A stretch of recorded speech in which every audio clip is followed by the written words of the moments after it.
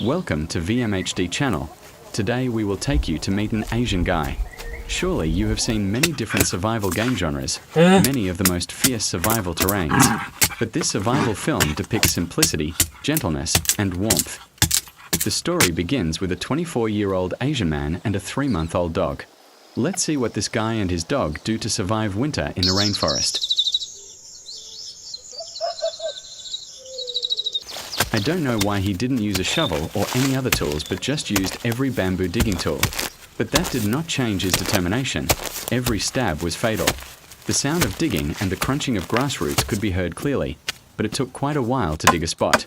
Perhaps he felt that the excavated soil was slipping away and could not hold the foundation. He cut the bamboo in half to the correct size, then drove 2 stakes in to build a retaining wall. With this terrain, it is necessary to stack 4 to 5 trees on top of each other to form a wall to hold the soil. He is using a centuries-old technique, digging with a bamboo spade. According to ancient documents, this method was used by our ancestors to both reclaim land and train their patience. Today, while excavators and steel shovels have dominated, he still firmly maintains the spirit of friendly to the environment, friendly to the back, living proof of the philosophy, slow but tiring. It began to rain, so he quickly built a temporary shelter. This temporary structure, what archaeologists call a weather shelter, provided shelter more for the faith than for the body. When the rain stopped, he switched to cutting bamboo to build his house. Experts call this method building a house with human strength and daring, and it is famous for its durability until the first gust of wind.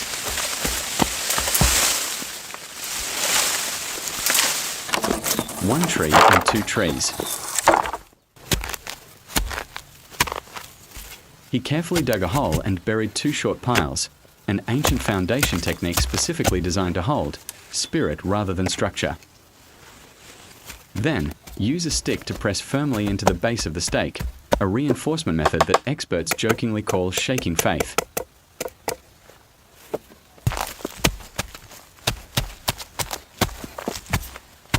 He meticulously tied the roof with vines, an ecological structural technology considered environmentally friendly and friendly to strong winds. Continue to bury a column in the middle to make the roof, a design so minimalist that the architects call it faith support style, in which the entire roof is entrusted to a single log. Of course, there was one more important thing. He continued to dig a fireplace, a luxury in the forest, where the main purpose is not only to warm up but also to remind the mosquitoes that this is a human-inhabited area.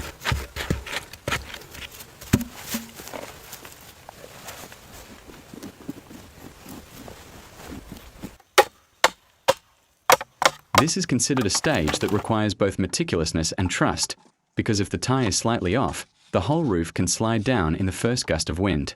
However, this project still has a primitive style.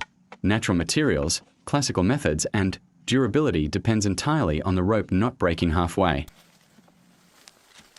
In this forest, I am most afraid of poisonous snakes. I am really worried because he went into the forest. And one thing is clear, fog reduces visibility. And then came the craziest stunt. He used a piece of bamboo to scrape thin layers of grass from the ground, then carefully placed them on the roof. This is a level of creativity that researchers jokingly call desperate green technology, where every surrounding material, even weeds, becomes an architectural solution. After completing a section of the roof, he suddenly realized the wall was missing. Without panicking, he immediately took some bamboo sticks and started tying them together to make a wall. A very improvised solution, not sure if this was an architectural drawing or just building on schedule. They nail each piece of bamboo to the ground and fit it close together to form a solid wall. This is an architectural style that experts jokingly call more psychologically safe than practically safe, because even though it looks solid, just a strong sneeze is enough to make the whole wall shake. What surprised me was that he didn't need to wear gloves, something I've been obsessed with since I was a kid. People use bamboo to make flutes, make musical instruments, but he also makes fences. It seems like he is thinking, bricks are heavy, steel is toxic, so homegrown bamboo can be grown, as long as the wind doesn't blow the whole house away.